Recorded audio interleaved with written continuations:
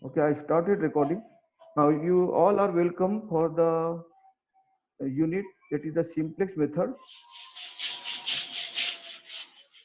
Write down here screen में जो दिख रहा है आपको लिखिए आपकी स्क्रीन बंद करिए आपका ऑडियो बंद करिए all please cut your audio हाँ द यूनिट नंबर 1 का सेकंड पार्ट जो है that is the LPP simplex method LPP में आपको लिखा है dual simplex method. So I am not taking the dual simplex method today. First, you have to understand what is the simplex method. So you write down the simplex method, linear programming problem by simplex method. अभी हमने जो linear programming problem before this we had solved with the help of graphical method. In your syllabus, it is mentioned the formulation of the problem and solve the linear programming problem by simplex method. So now what is the simplex method and why it is required to go? So write down what is the simplest method. ये मुझे दिख रहा है आपको screen पर वो लिखिए उसको आप लोग सबको क्लियरली दिख रहा होगा तो नोट करिए the simplest method is an approach that make possible the numerical solution of any general linear programming problem. The use of graphical मैं अपना वीडियो बंद कर दे रहा हूँ okay The use of graphical method is restricted to the problem involving only two variables. अभी आपने देखा up till now what we had seen that if you solve the problem by the graphical method, it is only possible to solve the problem of two variables, x-axis or y-axis. So x1 variable or x2 variable. But in real life, there are number of variables. So it is not possible to solve the problem of more than two variables with the help of graphical method. So we have to solve such problem by simplex method. So write down the simplex technique can be used to handle problem of any size. If with the help of computer you can solve the problem of 5000 variable also. In Excel solver, it is possible to solve the problem of 500 variable. So that I am going to show you after finishing this chapter how to solve this problem with the help of Excel also, with the help of computer. With the click of mouse, you can solve the problem. The computational procedure in simplex is iterative process. It is very important. The computational procedure in simplex is an iterative process. That is the same basic computational routine is used over again and again to generate a series of successive solution until the best solution is reached. तो computer क्या करता है आपको पहला step निकालेगा उसके अंदर improve करेगा फिर सेकंड स्टेप फिर third step and we go for the final step like in the Hungarian method we had seen that the how to get the optimal solution that is called the iterative method okay the like the in the optimization transportation में हमने देखा था optimization by Modi method there you see the iterative method first step again come the negative again go to the improvement in this manner you go to iterative method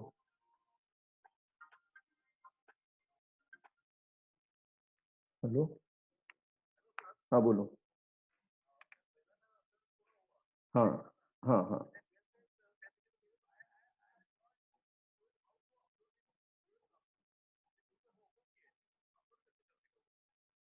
sir आप देखिए ना मैं थोड़ा class चल रहा है मैं otherwise तुम मेल कर दीजिए मुझे ठीक है आप देखिए उसको हाँ ठीक है आप देखिए गूगल क्लासरूम में अपलोड होता है ठीक है वो देखिए हेलो हाँ sorry for disturbance so how to solve write down the step to solve the simplest problem with the help of step to solve the simplest problem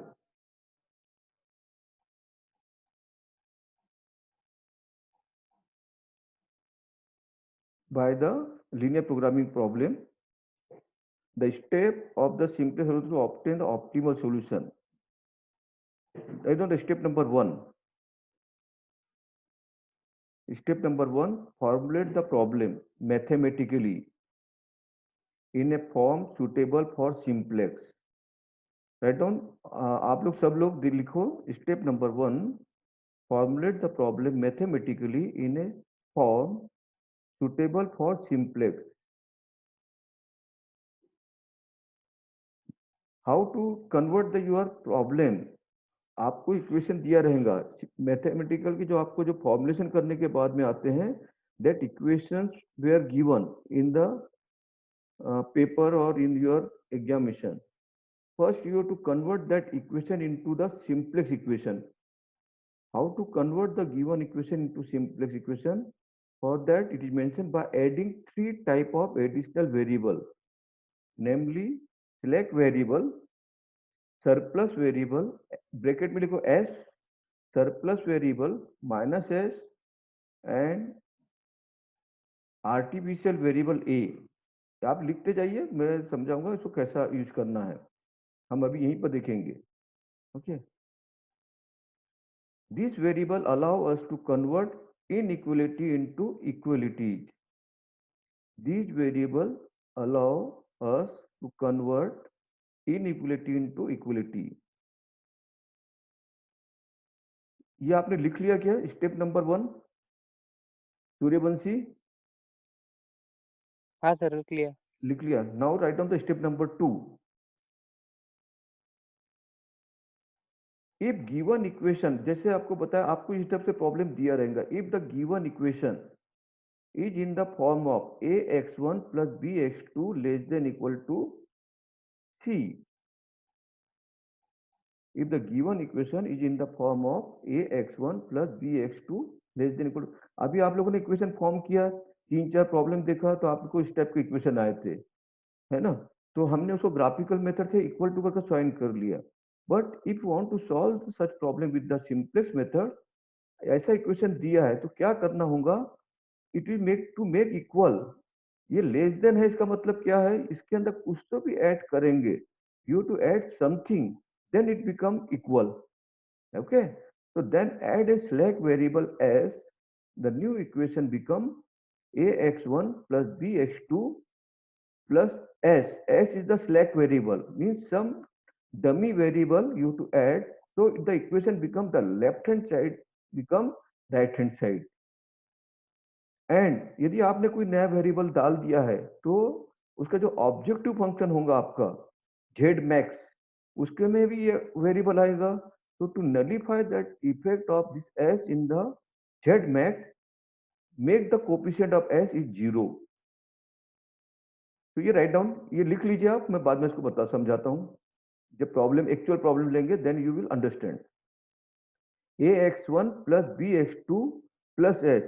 If the equation is given in the form of ax1 plus bx2 less than equal to c, then add a slack variable plus s, the coefficient of extra slack variable in the objective function. You write down, this is very important. And the coefficient of extra slack variable in, ये extra हो गया हमारा, एक extra variable आ गया हमारे problem में. तो problem में वेरिएबल दो ही दिए थे, x1 x2, हमने एक और वेरिएबल ऐड कर दिया s. So coefficient of extra slack variable in the objective function make it 0. Maximization का प्रॉब्लम है या मिनिमाइजेशन का, whatever the problem, you add the 0 to this slack variable. Now this is the step number 1. ये step number 1 का यहाँ पर खत्म हो रहा है.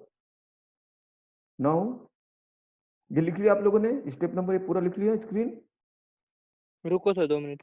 हाँ लिखो, आराम से आराम से लिखो.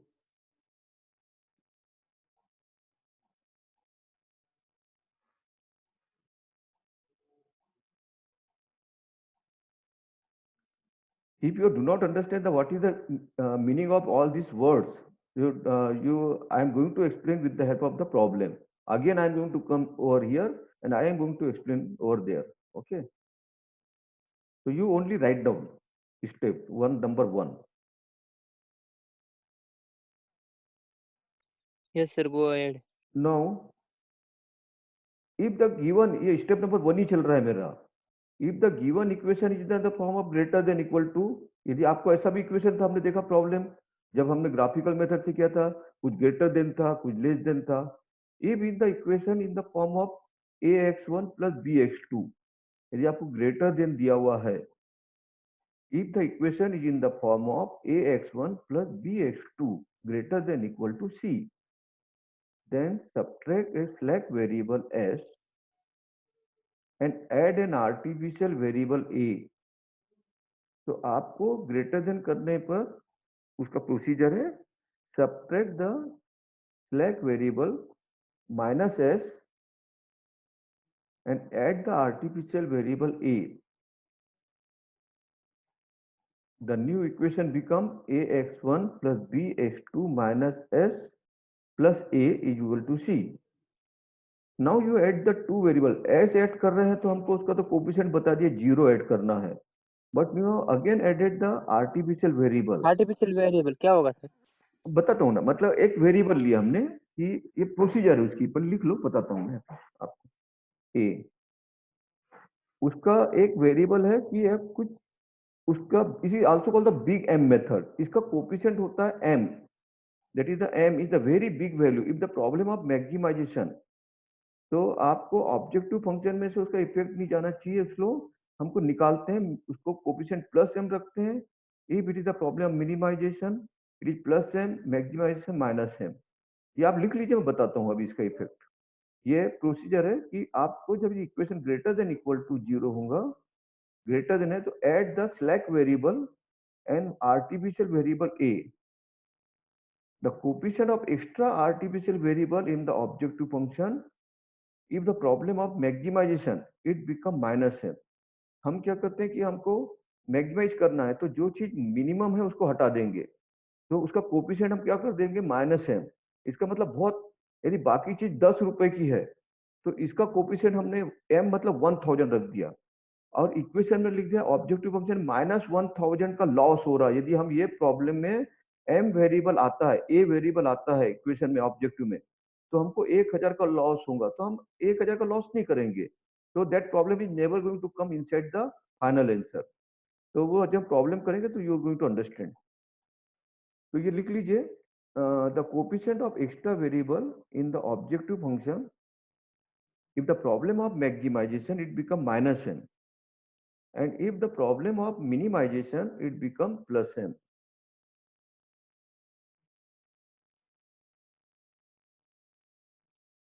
अभी आपको उसको मीनिंग नहीं समझ में आएगा, मैं जब हम इक्वेशन प्रॉब्लम सॉल्व करेंगे तो then you understand the important of all this values.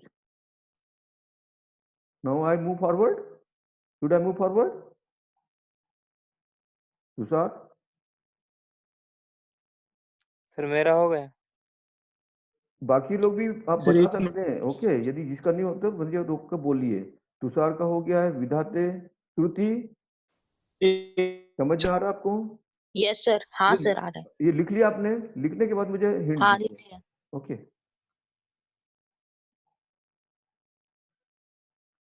10. अब तीसरा हो सकता है if the given equation is the form of equal to. अब आप कहेंगे इक्वल टू, तो there is no need of adding all this thing, but for the procedure of simplest method you have to again add a. Why you are going to add a here? Because it is not the single equation. ये equation क्या है? Single नहीं है. Whenever you are going to get the problem of simplex method, there is the number of constant. So with the number of constant, it may happen that it become equal, but other constant may not going to satisfy with this a. So therefore, there is need of some extra artificial variable a in the new. If it is a single equation, there is no need. But when it comes in the combination of the equation, to make it is equal to, you have to add the artificial variable a. So these are the three conditions you are going to get initially. So the normal problem, normal equation is going to convert into simplex equations. तो ये तीन लिख लिया आपने. If the problem equation is in the form of ax1 plus bx2 is equal to c, then add an artificial variable a. The new equation become ax1 plus bx2 plus a, because here the answer is given by satisfying all the 3-4 equation, not by the one equation. That's why here you need the variable a.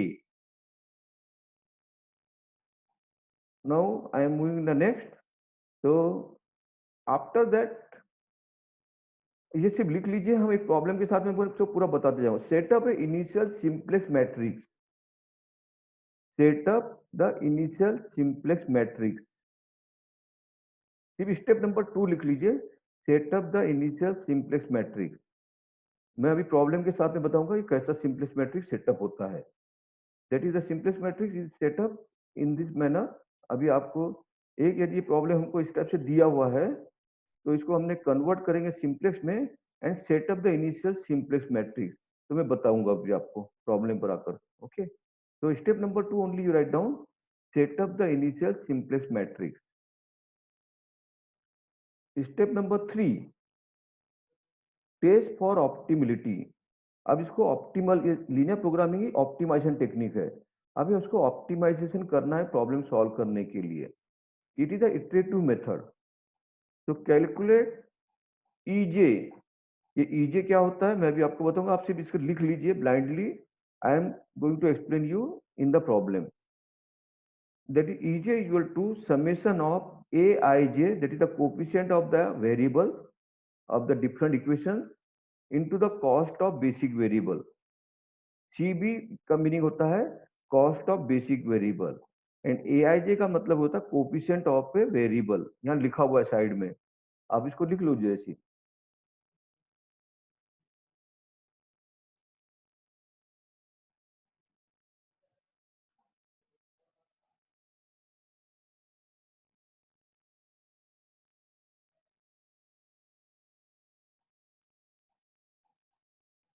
ये लिख लिया आपने, EJ is equal to, सिर्फ इसमें इतना लिखना, EJ equal to summation of aij into cb।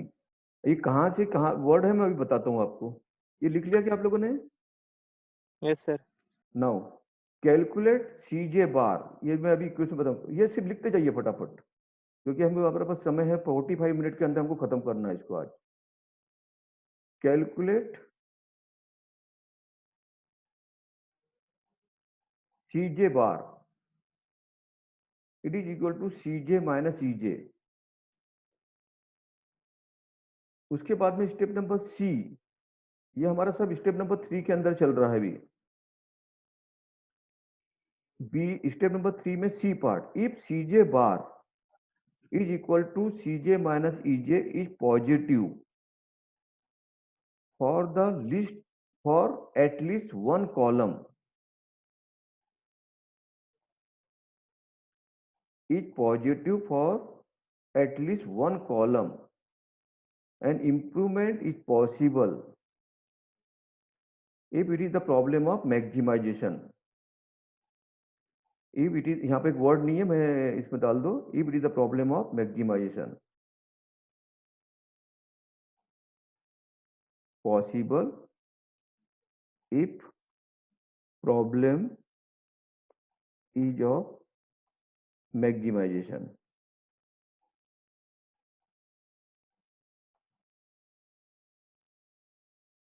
and vice versa।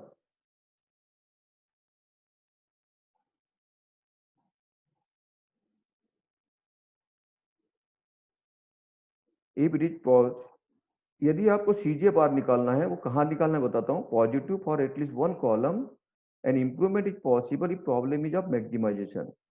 If it is negative for all the column then optimal solution is reach. यदि सभी का वैल्यू सीजे बार के अंडर में निगेटिव आता है तो ऑप्टिमल सॉल्यूशन आ गया।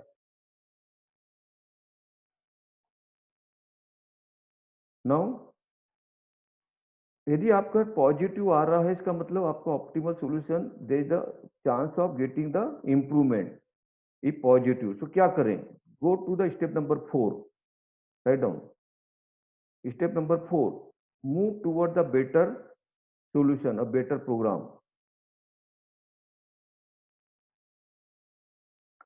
select the key column as one with the largest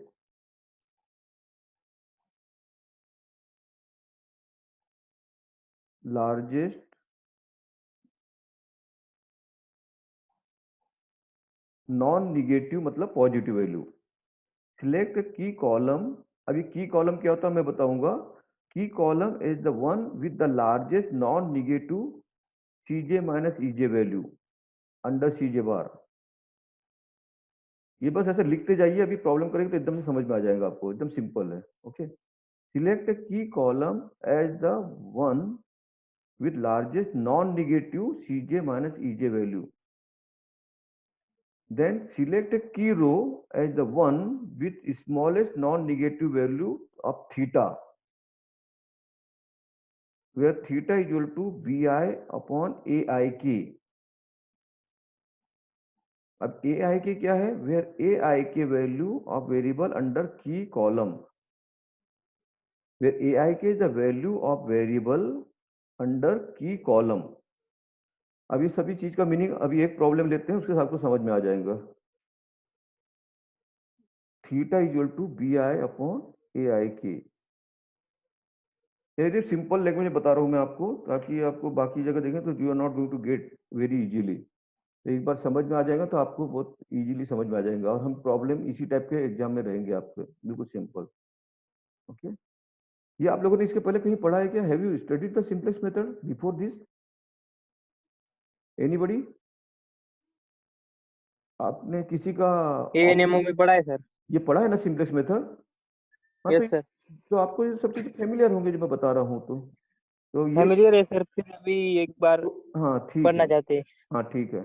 नहीं मतलब आपको, मुझे लगा कि परिवार पर तो ज्यादा तकलीफ हो. तो अभी हम क्या करते हैं, द एलिमेंट दैट, अभी क्या लिखना है स्टेप नंबर 4 के बाद में, की रो हमने सिलेक्ट किया and set up the new improvement matrix. The element that lies in the inter set up a new improvement matrix. Right on step number 4. ये थीटा लिखने के बाद में आप लिखिए step number 4. Next step, set up a new improved matrix. The element that lies at the intersection of the key row and key column of the simplex table is called key or pivot element. It's called the key element or pivot element. अभी आपने की column निकाला जो highest largest non negative number था, theta निकाला smallest positive value से, दोनों के इंटरसेक्शन में जो वैल्यू आती है उसको कहते हैं की नंबर. मैं अभी बताऊंगा आपको कहां पर है. If the key element is 1, then the row remain the same in the new simplex table. यदि आपका की एलिमेंट का वैल्यू 1 है, then the row remain the same in the new simplex table. And if the key element is other than 1, ये बहुत important है. ये आपका स्टेप नंबर 2 नहीं लिखा तो भी चलेगा. ये सेकंड पैराग्राफ, पैराग्राफ थर्ड लिखो. If the key element is other than 1, then divide each element in the key row by the key element. If the key element is other than 1, then divide each element in the key row by the key element. Key element क्या है? The element which is present in the intersection of row and column, to find the new value for that row. ये लिखना हो जाऊंगा तो मुझे बताइए, हम एक प्रॉब्लम करेंगे.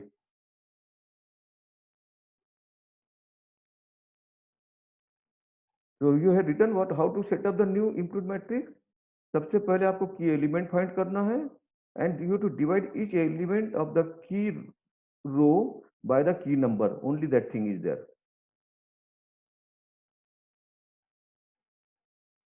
Now the new value of the element in the remaining row. अभी आपने तो की रो बदल दिया by dividing the key element, but what about the other row? पीछे साइड ले लो.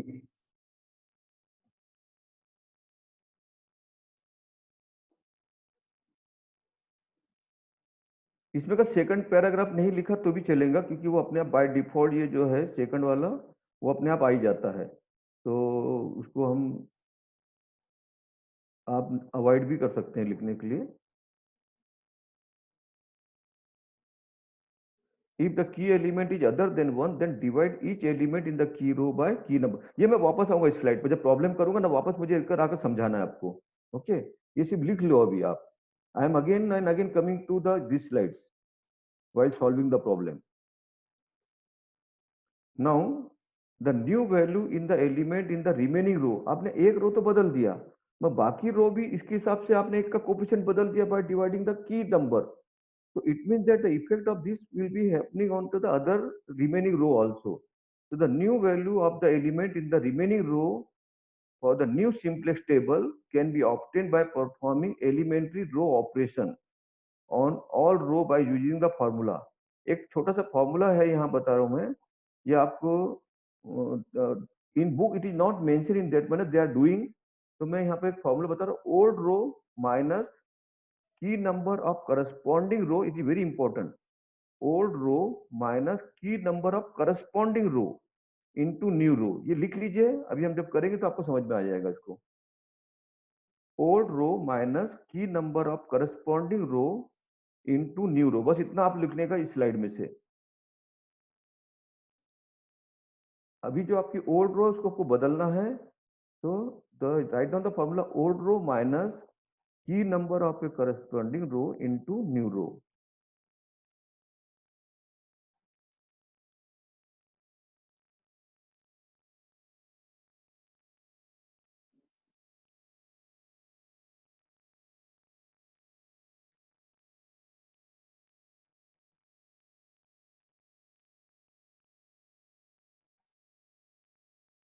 लिख लिया आपने? हेलो, ओल्ड रो माइनस, सिर्फ इतना लिखना है इसके यस अंदर। Sir. Now repeat the procedure, step number 5, go to step 3 and repeat the procedure until all element in the Cj minus Cj मतलब Cj bar are either negative और zero. जब तक कि negative जीरो नहीं आता है तब तक स्टेप नंबर 3 से फिर से रिपीट करना है। Go to step 3 and repeat the procedure until all entries in the Cj minus Cj मतलब Cj bar row are either negative और जीरो। इसलिए इसमें रिपीट करना है प्रोसीजर। अब एक प्रॉब्लम लिख लो, जल्दी जल्दी से समझ में आ जाएगा, नहीं तो हमारी रिकॉर्डिंग बंद हो जाएंगी। ओके,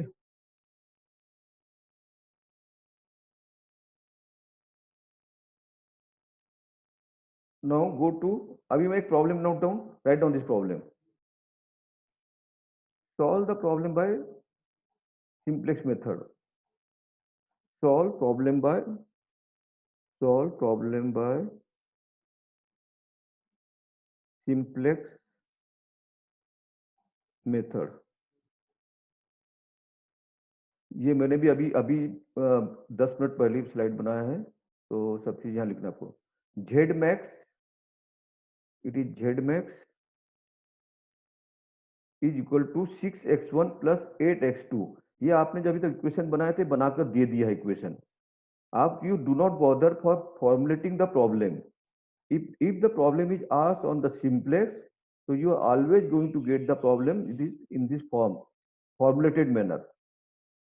अभी जो आपको फॉर्मुलेशन करने में तकलीफ होता था, you are finding a difficulty, if the problem is graphical then they may ask to formulate the problem। if the problem of simplex, you always going to get in this manner। so write down this problem, z max equal to 6x1 plus 8x2 subjected to 30x1 plus 20x2 less than equal to 300। ये पहला problem है इसलिए मैं दोनों एक ही symbol वाला problem करा रहा हूँ, लेस देन वाला। एंड सेकंड प्रॉब्लम हम लेस देन ग्रेटर देन दोनों मिक्स कर लेंगे एंड इक्वल टू का। ओके, हम 2-3 प्रॉब्लम लेंगे so that idea will be clear. 30x1 plus 20x2, sir कितने मिनट बचे? अभी है चल रहा है, वो खुद ही बंद होता है, चलता है, आप लिखते जाइए। हमारे समय के अंदर कर लेंगे हम इसको, 12:45 के अंदर खत्म करेंगे।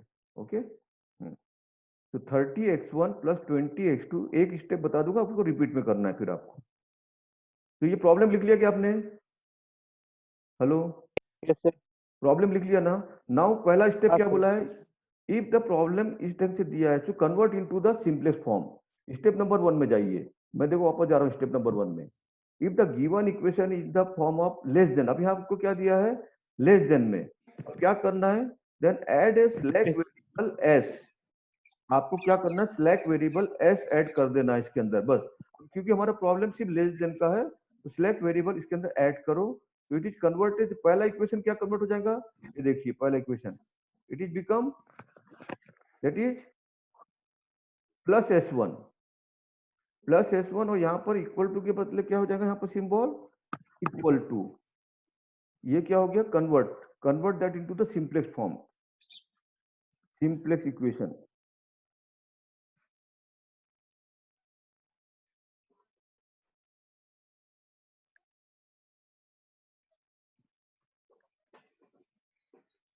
तो आपका क्या हो गया, ये देखो sir S1 plus S2। S1 ये जो है S1 पहला इक्वेशन में S1 लगाएंगे, क्योंकि दो इक्वेशन है तो दूसरे में क्या लगाएंगे, दोनों उसको भी लेस देन है, तो that is also second equation में हमने क्या कर दिया, ये देखो पहला इक्वेशन लेस देन है तो प्लस S1 ऐड कर दिया मैंने, प्लस S1। और दूसरे इक्वेशन में क्या करा, 5x1 ये लेस देन है, तो एक ही वेरिएबल नहीं समझ कंफ्यूज होगा आपको, तो सेकंड इक्वेशन के लिए S2। ओके, जो यदि एक लाइन है तो S, दो लाइन है तो S1 S2। और इसका कोफिशिएंट क्या बताया था, if the problem is of maximization, तो उसका coefficient in the objective function 0 S1 0 S2, so that if the problem it comes in the basic variable, its effect will be minimized। ये पहले आप लिख लीजिए, दिस बिकम द, जो आपको ये मैथमेटिकल इक्वेशन जो दिए थे आपको, ये हमने इसको कन्वर्ट कर दिया सिंपलेक्स इक्वेशन में। हो गया इतना समझ में आ गया आपको, सर है समझ में आया? सर हाँ बोलो बोलो, सर 0s होणार ना खाली? क्या बोले? हेलो, हा इथं सब्जेक्टेड टूच्या खाली 0x होणार ना? काय नहीं होणार आहे? 0x नहीं, यहाँ पर आपका प्रॉब्लम क्या लिया है, 30x1 प्लस 20x2, है ना? हा. तो वो इक्वेशन बची रहेगा, तो 30x1 इसको हमको कुछ नहीं करना है, सिर्फ लेस देन है तो उसको इक्वल टू करने के लिए प्लस S1 लगाना है and plus S2, only way to add plus S1 and plus S2, so equation become equal to now। और because you added the new variable to nullify the effect of S1 S2, you add the 0 S1 and 0 S2 here। आपको क्या कर रहे हैं, objective function में जो भी answer इसका आएगा वो 0 कर देंगे, तो इसका इफेक्ट यहाँ पर ऑब्जेक्टिव फंक्शन में नहीं आएगा।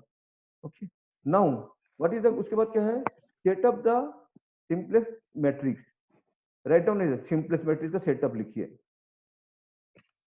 अब सिंपलेक्स मैट्रिक्स का सेटअप कैसा है, आप ऐसा लिखिए, Cj ऊपर लिखो, देखो Cj लिखा है मैंने, यहाँ पर लिखा बेसिक वेरिएबल, यहाँ पर ये देखो, ये अभी मैं सपोज यहाँ से निकाल देता हूँ आपको ये सब चीजें यहाँ से। ओके, आपका इस टाइप का आपका ये करिए, ये पहले मैं यहाँ से सब निकाल देता हूँ, दिस इज द सेटअप करना है मुझे। ओके, तो Cj ये आपका जितने वेरिएबल है मैंने यहाँ से निकाल दिया, ये this is setup the simplex table, simplex matrix. कपन पेट्रोल रस्ता तिकडे गोळ टाकेल ना ये देखो आप क्या लिखिए, CB, यहाँ लिखिए पहला ये कॉलम जाऊ ना cost of basic variable, you write down cost of basic थम ना। वेरिएबल, बेसिक थांब वेरिएबल। ना पाणी बिणी घे ना आपका माइक बंद करो। तू येणार नाही मला माहिती आहे थांब बाई आप घे लोग, पाणी आणू हेलो, आप लोगों का आज माइक, चाल ना बाई थोडा वेळ हाँ, you write down basic variable x1 x2, आपके पास जितने वेरिएबल है इक्वेशन में, कितने वेरिएबल है, x1 x2 हां s1, हां ओके, जितने हां वेरिएबल है, हां फोन कर ना बर्थडे मोठा होता म्हणे हॅलो. हाँ, तो यू सेटअप द बेसिक, आपको क्या करें, बेसिक ये लिखिए x1 x2 s1 s2, जितने वेरिएबल आपके प्रॉब्लम में, ऐसा लिख लीजिए b एंड थीटा। अभी कहाँ से b थीटा मैं बताऊंगा आपको। तो इसका कॉस्ट ऑफ बेसिक वेरिएबल कितना है, ये यहाँ पर x1 का कॉस्ट में वेरिएबल कितना, 6, तो यहाँ लिखिए 6, ऊपर के लाइन में लिखिए 6, x1 में x2 के ऊपर कितना है, x2 का कॉस्ट कितना है, this is the cost of selling 1 unit. हम क्या कर रहे हैं, मैक्सिमाइज कर रहे हैं, तो maximize by selling the 1 unit is the profit, 6 rupees profit हो रहा है, जेड मैक्स मतलब ये 6 क्या बता रहा है, profit. By selling the 1 unit you are going to get the 6 rupees profit, by selling the 1 unit of x2 you are going to 8 rupees the profit. तो यहाँ पर आप लिखिए प्रॉफिट, ओके 8, और S1 का कोफिशिएंट क्या रखा हमने, 0, S2 का 0 रखा। अब आपके प्रॉब्लम में हमें क्या नहीं चाहिए, S1 का वैल्यू नहीं चाहिए, हमें ऑप्टिमाइज करना है, we do not want S1, so write down is the basic variable S1 और S2। जो सबसे पहले आप जो वेरिएबल नहीं चाहिए उसको निकाल दो, और उसका coefficient of cost of basic variable कितना है, 0 और 0, जो ऊपर आपने लिखा यहाँ पर कॉस्ट ऑफ बेसिक वेरिएबल। नहीं, right down the coefficient of x1 कितना है आपका, पहले लाइन में इक्वेशन कितना है, 30x1 20x2, तो it is 30x1 20x2, s1 का कोफिशिएंट कितना है बताओ, दैट इज 1, और s2 का कितना है 0, यहाँ पर S1 का कोफिशिएंट क्या है, नहीं है यहाँ, मतलब 1 है, यहाँ 1 है, तो 1 इंटू 0, और लेफ्ट हैंड साइड में कितना दिया हुआ है 300। Similarly in the second side, second equation में 5x1 10x2, S1 नहीं है वहां पर तो 0, S2 है तो 1, and less than equal to 110, ये आपको दिया हुआ है। इस टाइप का आपको इट इज 10 दिया है कि 110 दिया हुआ है,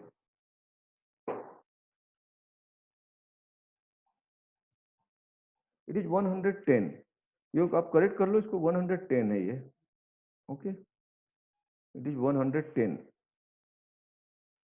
तो ये बन गया आपका इक्वेशन, ये सेटअप हो गया कि आपका बाद में आपको निकालना ईजे। ईजे का मैंने आपको फॉर्मूला दिया है, ईजे निकालने के लिए ए आई जे इंटू सी बी। तो सी बी ये दिया है कॉस्ट ऑफ बेसिक वेरिएबल, यहाँ पर दिया पहले इक्वेशन में, और A I the coefficient of the variable, X के वेरिएबल ये है 30 एंड 5, तो EJ become it is 30 into 0, 30 into 0। मैं यहाँ नीचे करके बताता हूँ, ईजे का वैल्यू यहाँ नीचे लिख के बता रहा हूँ, यहाँ पर आपको, और डायरेक्ट यहाँ वैल्यू लिखूंगा मैं, यहाँ देखो, यहाँ मैं नीचे लिख के बताता हूँ इसका मतलब क्या होगा।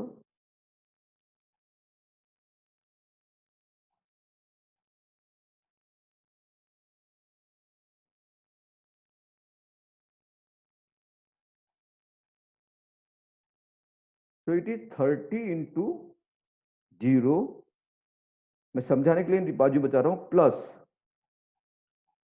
5 इंटू 0, 5 इंटू 0, तो the sir value of, Y multiply by 0, ये सी बी ये है ना, ए आई का वैल्यू क्या है, ए आई जे, ए आई जे कितना है, that is the coefficient of the variable 30, and with the multiply with the C B, that is the formula है ईजे का। ईजे क्या है, EJ equal to C B, C B है C B, cost of basic variable, कि value 0 है इसलिए 0 से multiply किया, तो यहाँ पर मेरा आंसर आएगा 0, क्योंकि यदि हम इसको सॉल्व करते हैं तो it is become 0, 30 into 0, anything multiply with 0, you are going to 0। Similarly here I am again the same, 20 into 0, यहाँ पर सेकंड में क्या आएगा हमारा, second it is 20 into 0, 20 into 0,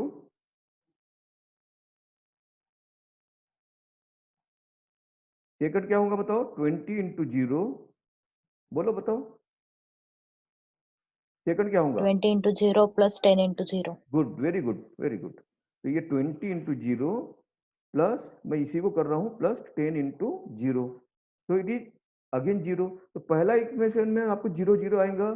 similarly S1 का भी 1 into 0 into 0 into 0, here 0 and here 0, तो बस यहाँ तक करना है, बी को नहीं करना है, तो that is become EJ, that is the A I J the coefficient of the variable.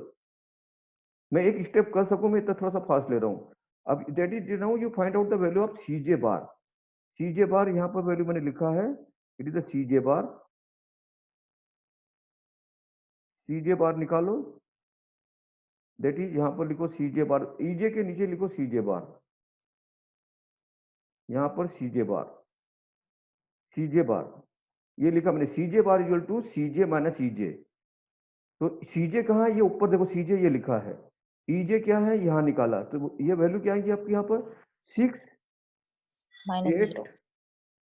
0 0, minus नहीं आएंगे, सीजे है, सीजे 6 माइनस 0, तो 6, 8 माइनस 0, तो 8, 0 माइनस 0 0, तो दैट इज द आपका पहला हुआ, ये जो मैंने लिखाया था, ये देखो यहाँ लिखा हुआ था कैलकुलेट द सीजे बार, आपको अभी जो लिखा है तो वहां पढ़ लो अभी आपको, तो calculate the CJ bar, if it is positive at least one column and improvement is possible. हमने ये करने बाद क्या लिखा है, if it is positive for at least one column and improvement is possible, तो आपको पॉजिटिव है क्या वैल्यू किसी कॉलम में दिख रहा है, दो कॉलम में पॉजिटिव है, यहाँ पर भी पॉजिटिव है, यहाँ पर भी पॉजिटिव है, ओके, तो सिलेक्ट द हाईएस्ट नंबर, तो आपको इसमें हाईएस्ट जो नंबर है उसको सिलेक्ट करो, ये देखो उसके नीचे एक एरो लगाया मैंने यहाँ पर, सिलेक्ट दिस, ये मैंने इसको सिलेक्ट कर लिया, ओके, सिलेक्ट दिस, इसको मैं एक हाईलाइट कर देता हूं। ओके, सिलेक्ट दिस कॉलम, ये मैंने सिलेक्ट कर लिया। ये देखो मैंने इसको रेड कर दिया कॉलम। देन पढ़िए यहाँ पर आगे जो मैं लिखा है उसको पढ़ो। यहाँ पर select the key column as one is the largest non negative. Largest non negative को मैंने सिलेक्ट कर लिया, ये स्टेप मेरा हो गया। उसके बाद क्या लिखा, select key row as the one with the smallest non negative value of theta where theta is B I upon A I K. Okay, तो अभी आपको थीटा सिलेक्ट करना है, theta that is B I upon A I K. Theta क्या है आपका value, theta का मैं यहाँ ले लेता हूँ फॉर्मूला, कंट्रोल सी। थीटा क्या वैल्यू है, पेस्ट, ये थीटा। थीटा क्या है, बी आई के अपॉन ए आई के। व्हाट इज बी आई के, बी आई के भी लिखा है मैंने, बी आई के भी लिखाया है। What is B I K, okay, the key number of the where A I K is the number. हाँ, तो हम यहाँ लिखेंगे that is B, B already लिखा है, ये देखो बी, और A I K, A I the coefficient of the variable. तो यहाँ पर होगा थीटा कितना होगा, यह 300 divided by 20 it is equal to पहला। दूसरा कितना होगा 110 डिवाइडेड बाय 10। ओहो, तो कितना हो गया 30 डिवाइड बाय 20 कितना आता है बताओ, एंड 10 डिवाइड बाय 20 15 11 हाँ, तो 15। ओके, और दूसरा हो गया 11। तो उसके बाद क्या लिखा स्टेप आपके, थीटा के बाद में क्या लिखा स्टेप पढ़ो। थीटा के बाद क्या लिखा स्टेप, द एलिमेंट, ये देखो थीटा हो गया, the element that lies in the intersection of the key row is the simplex table is called the pivot element. If the key element is other than 1, then divide each element in the key row by the key element to find the new value of the row. Okay? तो अभी क्या करेंगे, अभी हम यहाँ पर select smallest value with the theta. आपको क्या लिखा हुआ है, select the smallest element of the row that is become the theta. Is equal select the key row as the one with the smallest non negative value of theta. तो वो की रो बन जाएगा आपका। तो यहाँ पर मेरा की रो क्या हो गया, ये हो गया की रो। ओके, तो कंट्रोल की, कंट्रोल वी, ये मेरा की रो हो गया। ये मैं उसको पॉइंटर लगा देता हूँ, उसको पॉइंटर कर देता हूँ मैं इसको। ओके, ये पॉइंटर हो गया। तो सिलेक्ट दिस एज ए की रो, ये जो मैं इसको हॉरिजॉन्टली ले रहा हूँ, इसको एक की रो सिलेक्ट लो, मैं दूसरे कलर से मैं सिलेक्ट करता हूँ, that is the by selecting the another colour. तो आपको देखा दैट इज मेरी की रो होगी, सबको दिख रहा होगा ये की रो हो गया। ऑल आर गेटिंग, हेलो, ये वेरी सिंपल मेथड से बता रहा हूँ मैं, आप देखो इसको ध्यान रखो।